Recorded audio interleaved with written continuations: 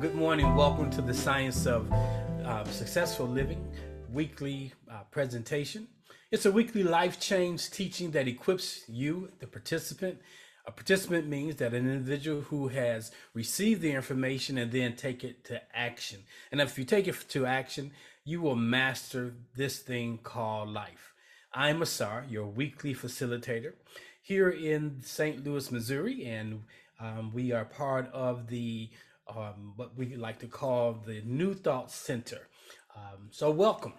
So this morning I want to present to you a winning strategy. If you got the email, you saw that there was an image there, and that image said using the Inspire Life Change System, a winning strategy. And that's what I want to talk about this morning. So seldom do I interact with individuals who don't want to win. Majority of the people that I encounter in life, they want to win. They have a desire to win. But when I get into a deeper conversation with them, I often find that they have no philosophy or strategy that will support them having a winning outcome.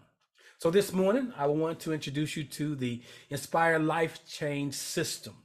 It's a comprehensive framework that I'm delighted to introduce to you as a professional life coach. This is something that I created over the years of practicing as a life coach. And I have found that these five basic principles that I'm going to introduce to you this morning have been instrumental in a number of people, hundreds literally, of people being successful and taking on a system that they can apply without my management or being engaged with me. And so I just want to introduce that to you this morning. So this system comprises five fundamental principles. Each is essential for unlocking your potential. Yes, you have potential. I have potential. We all have potential. But the probability of reaching that potential is slim to none for most people. And so we want to overcome that potential barrier. So these principles unlock, okay, and bring your aspiration to fruition. That means it brings it forward. It makes it happen. Whether you are striving for professional growth or pursuing a professional career in whatever, or seeking just positive change in your life, I believe this is something that will help you. The Inspire Life Change System.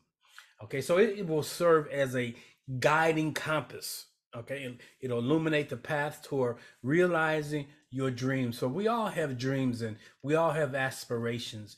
And so I have put together this system, and it uses five simple what I would like to call principles. And I have put together an acrostic that will help you. And the acrostic is IDAD, idiot. It's an acrostic that makes up imagination, desire, intention, and affirmation. So it's a four step. And so we're going to look at that this morning. So what we do here on the Science of Successful Living is to give you nuggets each week, something you can take to practice. Now, some of the things you can just take them and run with. Some of the things you may need to do a further deep dive or study or reach out to me and I can assist you. We are all about knowing how to be successful, not just believing. Believing is foundational to, but knowing is the fruition, the fullness of that thing.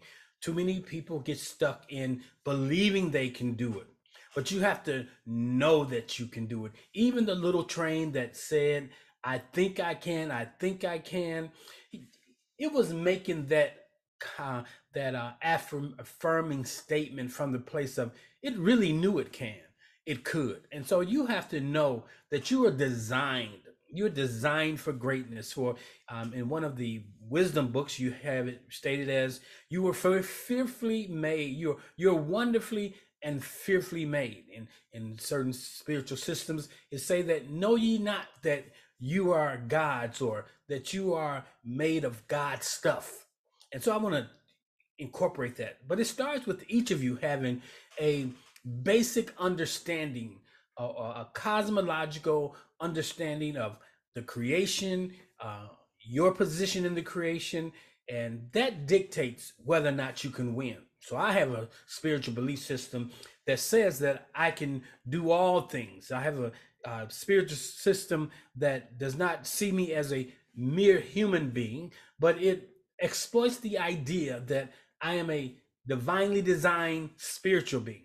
So I have to constantly remind myself, though I'm cloaked in this human body, I am not my body. I am not my hair. I am not my eyes. I am not my vocation. I am not anything that externally you can touch or handle. But the essence of who I am is I'm a divine spiritual being. And so I want you to come into that realization also. So let's explore each of these principles this morning, accompanied by a concise definition and a real world example to illustrate the profound impact that this winning strategy can have in your life. I want to say good morning to those who are in the classroom this morning. I see you there. I see I have quite a number of people there this morning. Good morning, Al, Anna, Mom, Carrie, Michelle, Myrna, Cheryl, Tanya. It's good to see you all. And those of you who are viewing it now at a later date and time, but know this, though we're viewing it or presenting it at a time that is called Sunday, the 23rd to 24th.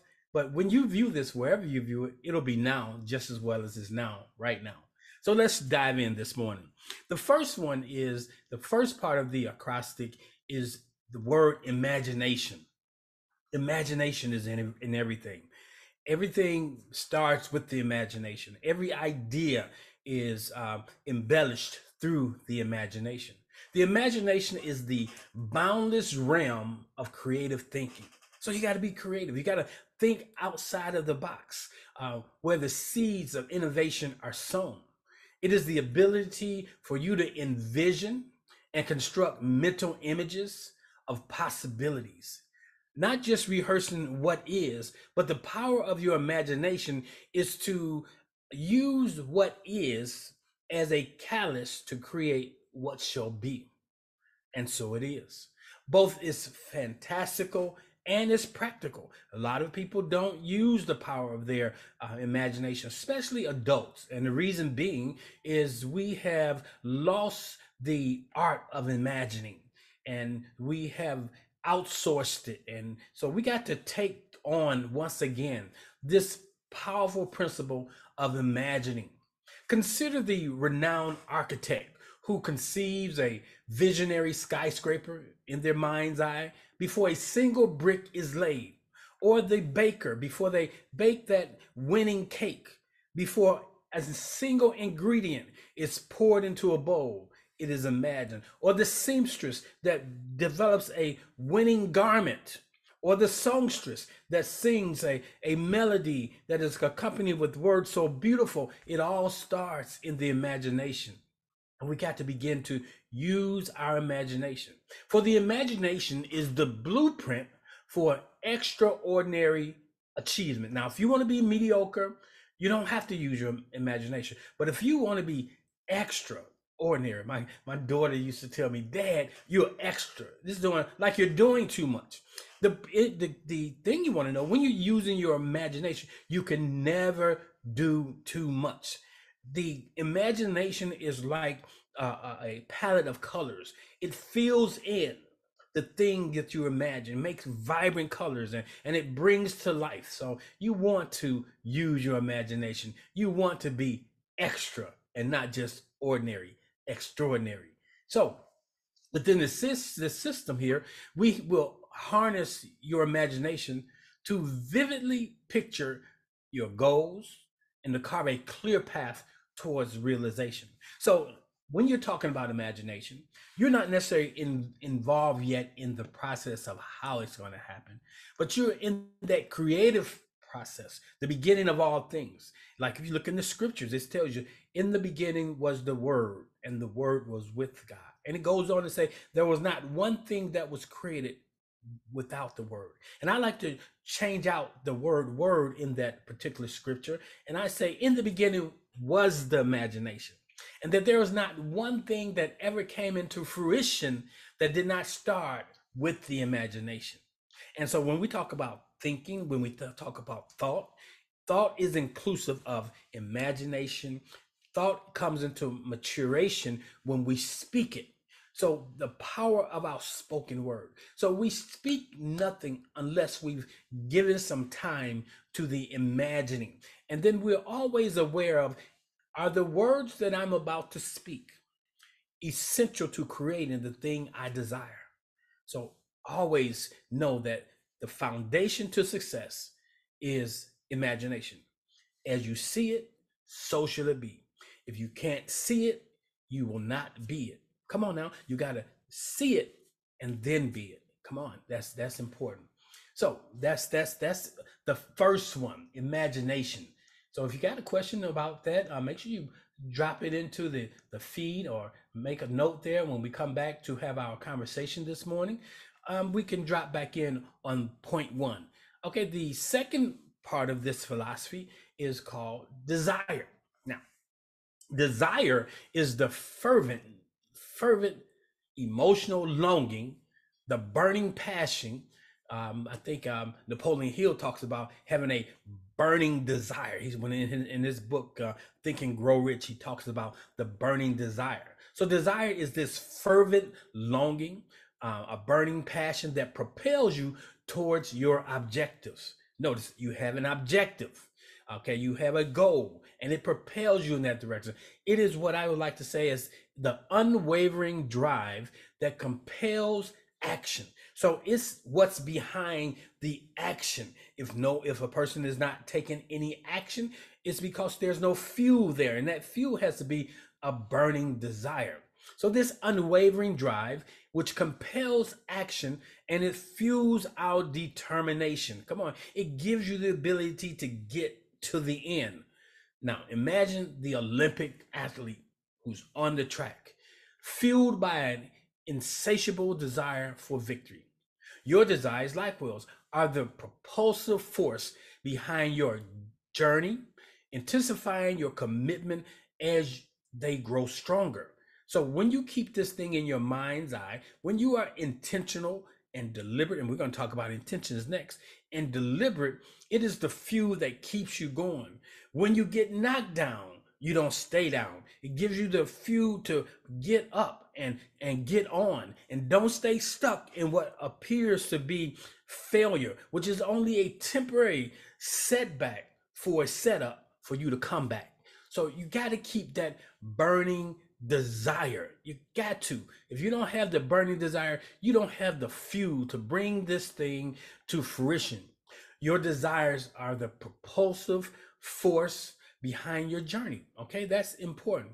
In this system, the Inspire Life Change system, we cultivate and channel your desires. You know, you want to focus it, making them the unrelenting engine that's behind your pursuit and your success. So you got to have desire. The word says source gives you the desires of your heart. Not only does it drop the thing imagined into your heart, but it also gives you that burning desire. It keeps pulling you in that direction, keeps propelling you towards that direction.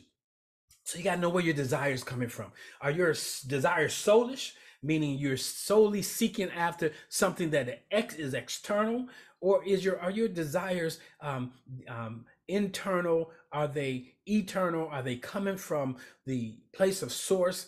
And when you know that source has dropped a desire on to you, you have to know this. It is source's good intent to do exceedingly and above anything that you can ask or think, because you don't even have to ask or think, because you're now being propelled by this burning desire. So you got to have this unrelenting power that's behind everything you do. It keeps you going, it keeps you fueled. The third one is intentions. Okay, we hear people are, what's your intention? When you have a conversation with someone, you might want to start with, what is the intention behind this conversation? So this third one, so the first one is imagination. The second is desire. This third point here is intentions. Intentions are the deliberate. Now, notice an intention is deliberate. Okay, it means that you meant to do it. It was calculated. Intentions are the deliberate and specific aims you set to guide your effort. So all of your efforts are put forth inside of your intentions, and your intention is to win. Your intention is to bring the thing desired into fruition. Your intention is to bring that which is in the imagination, in the heavens, in the mind's eye, from the space and the place of the invisible realm, and bring it into the physical realm. With your intentions, you also know this, that it is already done. Intentions are important because intentions say this, that I believe it's already done. I have the desire to do it, and I'm going to keep on doing it. Not when I get around to it. Now, I used to have a client, and one of the things we used to talk about is her. She would always procrastinate, and she would always say, "I'll do it when I get around to it. I'll do it when I get around to it." So one day she came to the session, and I had these marbles, and I put the number 2 on these little marbles. And she saw them sitting there on the table in the little glass bowl. And she said, those weren't there last week. I said, "No, I put that there for one of my clients." And she said, "For one of your clients?" I said, "Yes." And then she picked it up and she said, she looked at it and she said, "What is it?" And I said, "What do you see?" She said, "I see this marble and I see this number 2 on it." And she says, "What is it?" Then I said, "It's for you. You're the client." She said, "What? What is it?" I said, "It's a little round to it."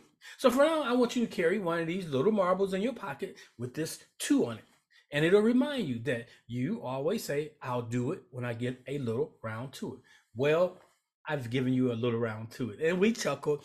And I saw her some years later and she still had it. Even though the 2 was worn off, she had it in her purse. And she said, "I always remember that session. And this little round to it is always that catalyst to move me from procrastination into walking in my intention." So that's important. So intentions serve as a detailed map plotting your course towards whatever your desired destination.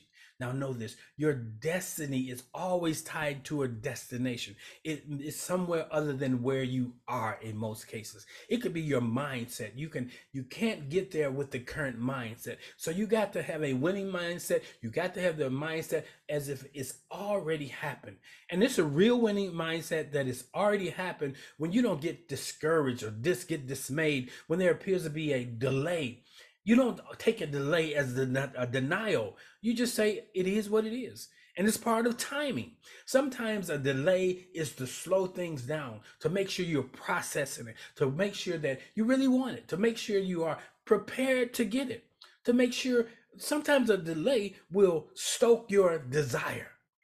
And if you have a delay and it doesn't stoke your desire, then maybe it's not really a burning desire. It's really not something that you should be in pursuit of. We have so many things in our lives that we pursue, and we pursue them because they've been projected onto us. Society says in order to be successful, you have to look like this, drive like this, you have to walk like this, talk like this. And as a result, we pursue those things so that we can move into that image.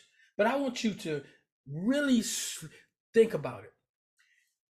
Everything that is presented for you isn't necessarily for you. Meaning, you have commercials, you have radio, you have friends and family that mean well, but they can be distractors. They can ask you to go on a journey with them when now you take this journey with them and you put your dreams on hold. You put the thing that you should be engaging on hold. So the part of being intentional is deliberately knowing what it is I'm seeking to bring into fruition. Notice I say bring into fruition, because if you really have done it right, it's already happened. And now you have to bring it into fruition, because we're in this model called time. Even time is illusionary. We are as a material being, we use time. We live inside of time.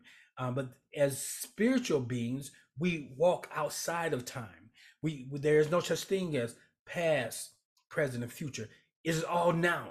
And when you walk with the knowingness, not believing that everything is now, but you have to know that everything exists right now. And they may be on planes that you can't see or elevations that many of people are not prepared to get to. But when you walk as a divine spiritual being, you have the ability to move beyond, move within dimensions. Okay, you can move back and forth. You can, but wherever you go, you know that is now, and your imagination is a big part of that. So intentions are important. So when we look at a skilled navigator who is embarking on a voyage across the vast ocean, relying on their meticulously charted intentions to ensure they reach their intended shore, you don't end up like Christopher Columbus. You end up way off course and then calling someplace that you are that it really isn't. But because of the ignorance uh, and the just sheer imposing their worldview, we call places that shouldn't be called because it's not that place. So here's what I'm saying to you this morning is this. You have to have a map. You have in your mind, and your map is predicated upon what your intentions are. By setting potent intentions, you synchronize your thoughts and your actions with your goals, hereby enhancing the likelihood of achieving what you desire. See, that keeps you going. That really keeps you going. And then the fourth one, there really are five. I think early on I said there was four, but it's the Iliad with a D. So there's five. But the fourth guiding principle in this strategy is affirmations. Now, most people know affirmation. It's so part of today's conversation. Everybody has these affirmations. And that's something we're going to go into a little deeper, because affirmations is not something to be taken lightly, just as well as your imagination. Affirmations are positive, self-affirming statements that recalibrate your mindset and your beliefs. Okay, so you got to recalibrate. So even if you're changing your subconscious, unconscious program, you do it with having affirmations that are self-affirming statements, and they help you recalibrate your mindset. They help you recalibrate some erroneous beliefs. Many of us, we hold erroneous beliefs, or we hold other people's beliefs that may have gone on to become truths for them, but they don't work for you. So that's important. When we talk about affirmation, they have the power to reprogram, again, your thought patterns and to reshape your perception of yourself and your potential. One of the first things I find I have to work on with clients is reshaping their perception of themselves and the reality of their potential. That is, what is your potential quotient right now? On a scale of 1 to 10, how likely are you to achieve the thing you desire? And I had to get people to be real honest. You know, we can say, "Oh, I'm going to do this," or "I'm going to achieve that." But when you get into that quietness of yourself, you have this conversation with self, and it will tell you you're really a 5. And if it's a 5, you got to do a lot of work. You know, so you got to get in that 7, 8, 9 range of belief, or of knowingness that you can pull this thing off. Imagine a world-class musician who practices diligently. Now, let me tell you something. Practice does not make you perfect. Practice simply prepares you for perfection. So this musician who practices diligently repeating a mantra, "I am a virtuoso. I am a virtuoso," until it becomes an unshakable belief. So whatever it is you desire to show up as, say, "I am." Why do you say that? Because you are what you say you are, not what you will be. I am a world-renowned artist. I am a fashionetta, or I am whatever it is that you desire to be. Remember when Moses had a conversation with Source and asked Source, who shall I say sent me? He says, say this, I am that I am. Now, some people run off and say the word was Yahweh or whatever. No, that's all still superficial. The metaphysics behind that is simply this: when someone asks you to define yourself, you can start by saying, I am that I am. I am that I desire to be. I am that which I solely see. So you want to know the true essence of who you are. You are the I amness of the thing that you're becoming. Now, that's in story. Your thoughts, they are architects of your reality. And affirmations are the tools to design your blueprint. So you may think I have a losing blueprint. Okay, as a man, think it. So I'm not going to argue with you. So you have a losing blueprint. So let's trash the blueprint and create a new blueprint. I am amazed at the number of people who have burning desire, have an imagined place to be, but they have no blueprint. They don't take time to establish a blueprint. So we have to have a blueprint. So in this system that I've put together, I guide individuals into harnessing their affirmations so that they can conquer self-doubt, erroneous beliefs, and maintain what I call a resolute commitment to their journey. Got to be resolved to. You ever met that person? Today they're doing this, tomorrow they're doing that, and at the end of life they've done nothing. And see, we should not live our lives as wandering generalities. You know the story about Sir Hilary Edmond? So Sir Hilary Edmond was the first person to ascend Mount Everest, according to their history. And so one day, somebody ran into them on the street, a journalist, and they asked him, how did you ascend Mount Everest? And he told them this: one thing was for sure, I was not a wandering generality. I was not just walking and ended up there. He told them that he was deliberate and intentional to bring to fruition the thing he imagined, and that he had done it one step at a time. And that as he went up the elevation, he had to unpack some things. And I'm saying to you also, if you truly want to achieve greatness, that summit is high.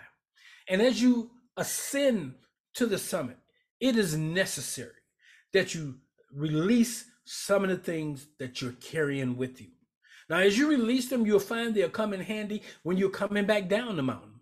But then you must know this: trying to get to that summit with that load is probably insurmountable. So you got to be willing to let go of some things. So when you got this blueprint, it helps you conquer doubt, self-doubt, and then maintain, again, that resolute commitment to whatever it is you've committed to. Now, the last principle in this 5-step principle, and we've talked about the first one being imagination, the second being desire, the third being intention, the fourth being affirmations, and finally, the fifth is inspired action. Notice I said daily inspired action. To be a winner, you have to have winning activity every day. Daily inspired action, not just daily action, but inspired. What is Source saying to you? It may say, take a break. So sometimes taking a break is part of your inspired action.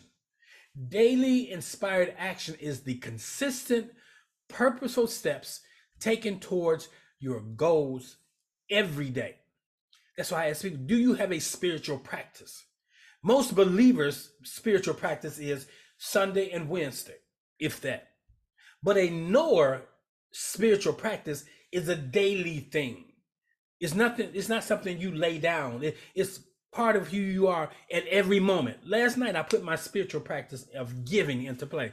So I went to a restaurant, had some, I ordered a half a slab of ribs, and I had some potato salad, and I sat outside. And while I was sitting outside, two ladies from out of town, from Houston, they joined me at the other end of the table, and they were talking. I was just reading while I was eating, and there was this guy who was in a situation of which appears to be homeless. Now, he didn't look disheveled or anything, but he had a rolling suitcase, and he walked up in front of my table. At this point, I had eaten half this slab of ribs, so that's it was 8 bones. I had eaten 4 of the bones, and I was thinking, okay, I got to go in here and get me a take home.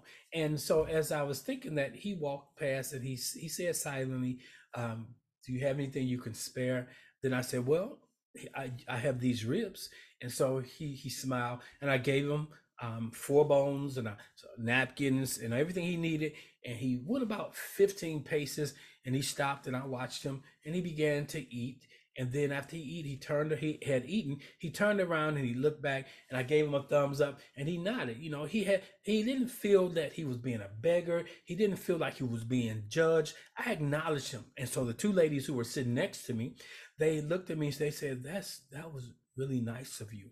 And so I began to share my philosophy of giving. Give, and it shall be given to you. And I say, I don't give just because I want to get back, but I give because I understand the principle of sowing. I understand the principle of abundance, that I don't have to own everything. I don't have to store up everything. I don't have to keep everything. I didn't have to take that home to pre-adventure that I'll be hungry and I won't have anything. For when I'm hungry, I'm fed. I can find it. And so they looked at that and they said, that's a wonderful philosophy. So we had this wonderful conversation. So daily inspired action. It is the bridge between dreams and reality, ensuring a steady progress and an unwavering momentum. Visualize a marathon runner. Here's another example. Taking that crucial first step in a grueling race. A marathon runner, knowing that every stride is a purposeful, inspired action towards the finish line, while imagination, desire, intention, and affirmations are fundamental. And he's taking them, that runner has them on that road. Because the longer the race, you got to stay in place. You got to stay focused. So he's imagining them getting to the end. He's fueling the getting to the end with the desire to win, so forth and so on. So it is the daily inspired actions that breathe life into your aspiration. Your daily actions breathe life into the thing you aspire to do. So I want to ensure that you take these steps, aligning with your intentions and propelling you towards a goal with unyielding determination. Now, if you go back and replay this, you can put this into play. You don't really need my assistance, but many people will need my assistance because they have such a loser's limp, or because they have a belief system that is so ingrained, that is so difficult to overcome. Some things you can't do by yourself. Some things you can't do with your friend. You got to take on the service of a professional to assist you. So this morning, in summary, the Inspire Life Change System empowers you to harness the power of your imagination. It fuels your desires, help you set clear intentions, reprogramming your beliefs with affirmations, and taking daily inspired action. So sometimes when I'm going through the course of my day, because I got a particular thing I'm working on right now, and I have to ask myself, how will this work in my behalf? The next action I'm about to take, will it help me or hinder me? Okay, you have to know that. Will it cause me to have to take on extra work? Or can I just simply right now say, no, thank you, I'm not going to engage in that, because it's not the right inspired action? That's important. So as a professional life coach, I'm always committed to guiding my clients through the application of the principles effectively to transform their lives. Now, I'm a spiritual life coach. I'm a spiritual practitioner. I walk the walk and talk the talk. So, on your journey, I want you to remember this.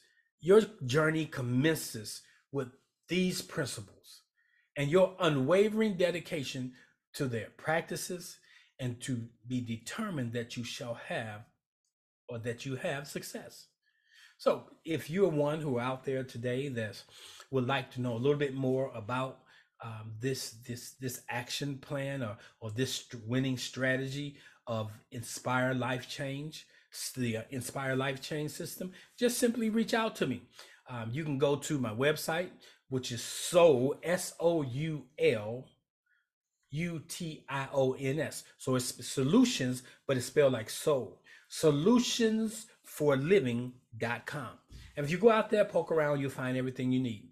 Well, if this lesson has had any value for you, I always make space. I make space for the law of circulation to go into play in your life.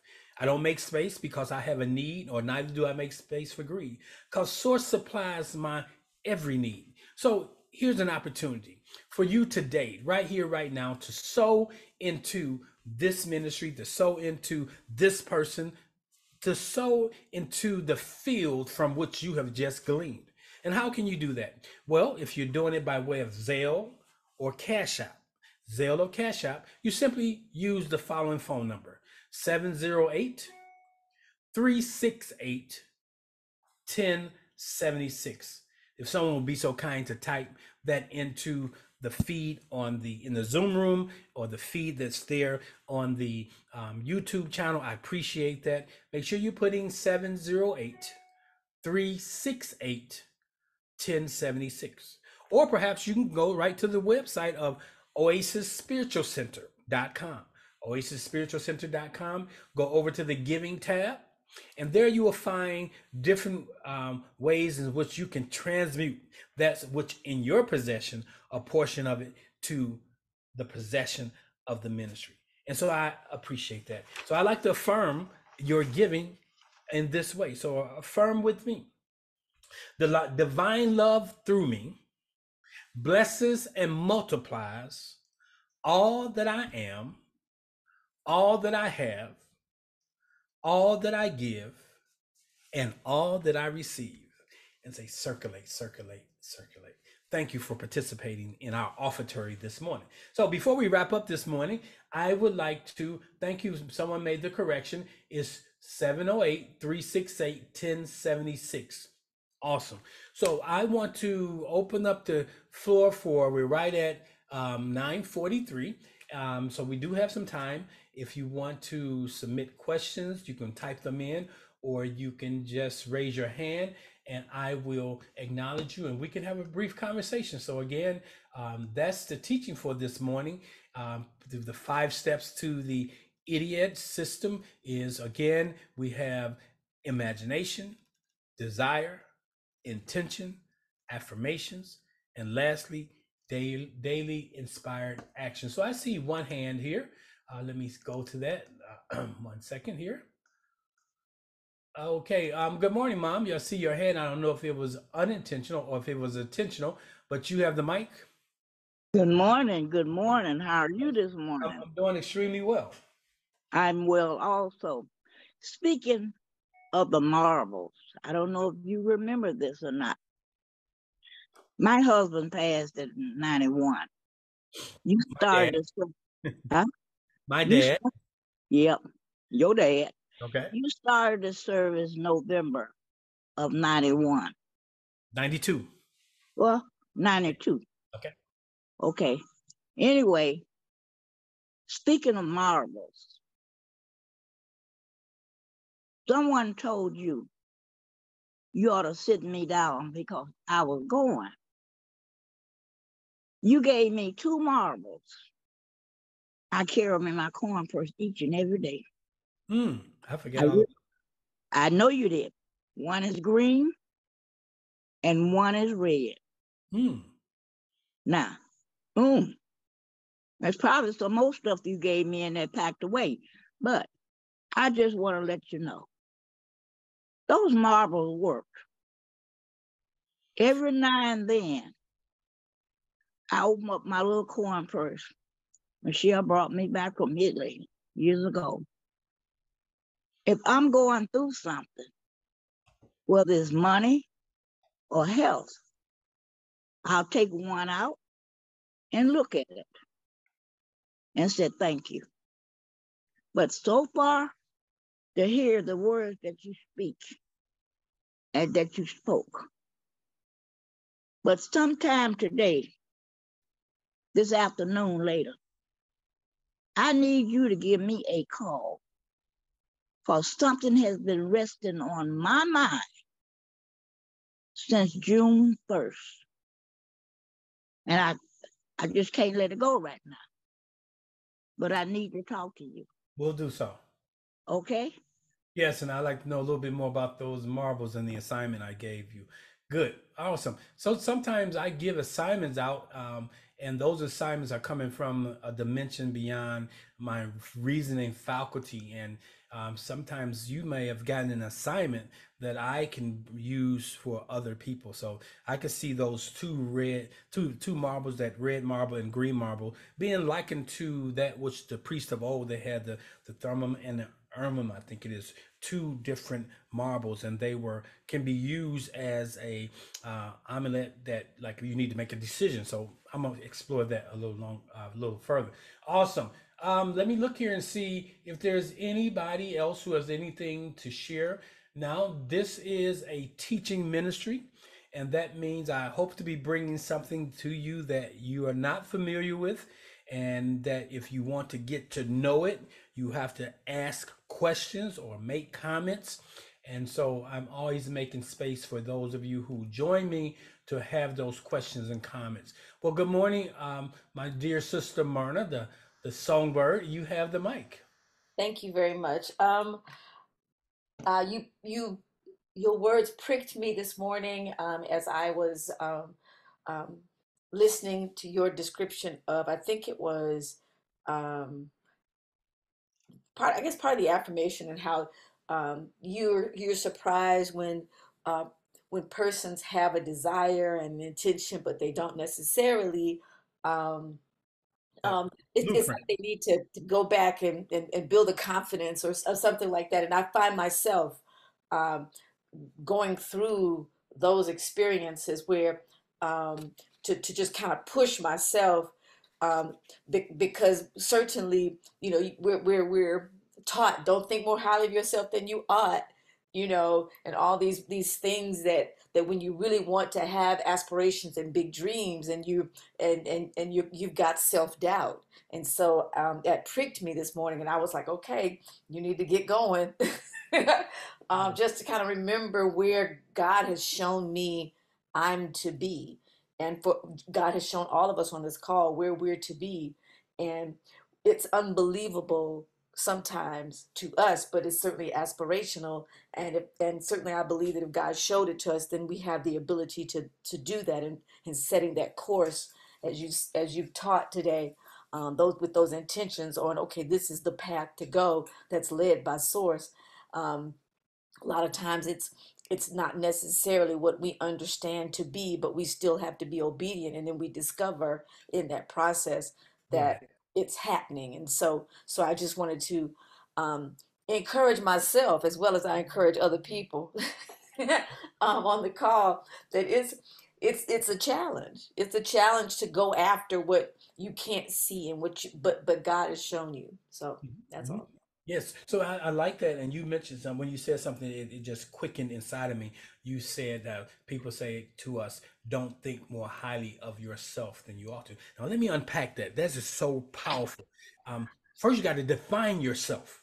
If you're defining yourself based on your physicalness, based on you, based on your personality, your persona, then you don't want to think of yourself more highly than you ought to. You got to go back to, I am defined as I am that I am. You're defined as that divine.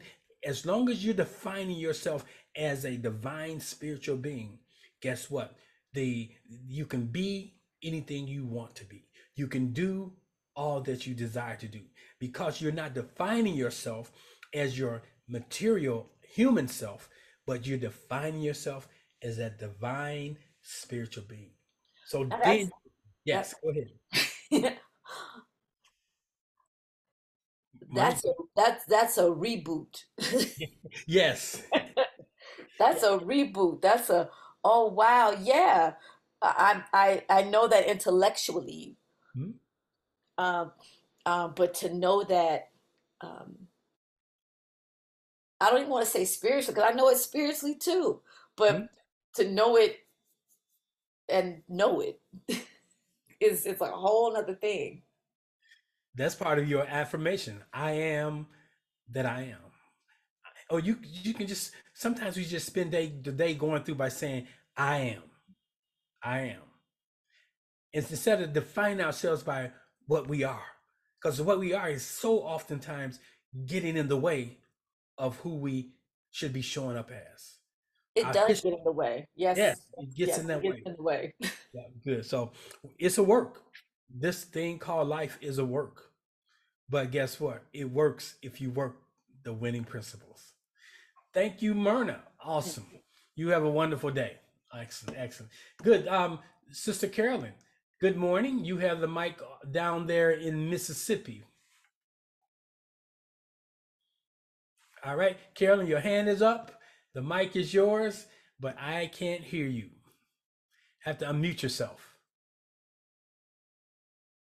Let's see, am I there now? There you go. Loud and clear, just like as you were here. Amen, amen. And you know what? One day that's going to happen. One day, real soon. And you didn't tell me that you had visitors from Houston. Oh yeah, well they're not. I was just the sitting out eating, and they were there sitting with me, so they weren't my real visitors. So yeah, and I know they weren't from Mississippi either. no, they were from Houston. All right. Well, I'm in Houston. Don't Yeah, you in forget. Houston, Mississippi. Oh, I get it. I'm kind of slow right now. Okay. All right. Listen, that was just interesting. It's kind of like the buttermilk and cornbread thing. It's like, oh man, he's really taking me back. But I got on the call to say I kind of want to continue I got on the call late this morning, so I just got caught up in time, got away from me. But the part that I heard took me back to your teaching on Friday on giving.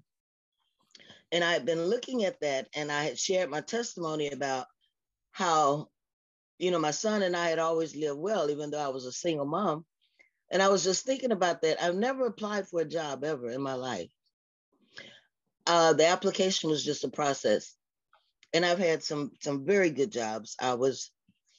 Anyway, he was just taking me back that whenever I went on a job, I already knew I had it. Mm-hmm. The application was just the formality. But in looking back on that, when I said, to the group, I've always lived well, I never consciously thought about that because it was always there. And I was doing the principles, not even being conscious of it like I am now, right? But what he took me back to from 92 to 2006, I didn't work a secular job anywhere and lived better those years than when I started working secular because I thought I had to. And now that I'm back in the environment that I'm in, he's reminding me and bringing back to me how I was living then, truly living, knowing that he was my supply. And we teasingly say sometimes now, it's like, okay, I got to get back to that Tulsa. I need that Tulsa faith again, because you're surrounded by so many believers, right? So many practitioners in faith that it became a part of your lifestyle, just naturally. But I wanted to say this morning, our source never ceases to amaze me. Before I raised my hand, I was wondering, do I share this? And I heard Sister Myrna talking and your response to her. Just yesterday morning in the silence,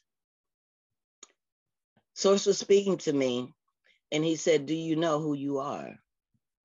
That was the question. And I started naming what I was. Yes, I know who I am. First of all, I'm a Black woman. I'm living in Houston, Mississippi. I'm a mother, da da da da da. Went down the line. He said, that's what you are. Do you know who you Mm, are? mm. Oh my God. A song that kept me going all day yesterday. Do you know who you are? And there's a vast difference in knowing what you are and in knowing who you are. So when he's bringing that back to my attention this morning, that is my work the rest of the day, Yes. knowing who I am. And when I know who I am, then I know what I am to do. I Yeah. know how to do it. It takes all the fear away. It takes the challenges away Yes. because who I am will manifest. Who I am will manifest. Yes. So just wanted to add that this morning. Well, as you spoke, when I heard you say living above your means, it's dropped in my spirit.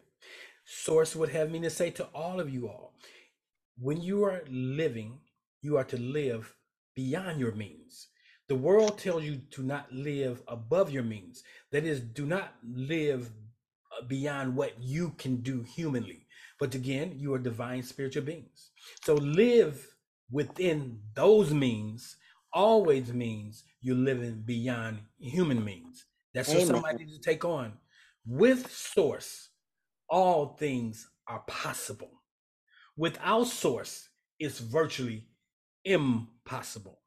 But you say, I am possible. I And that am. increases the probability, the likelihood of it coming into fruition.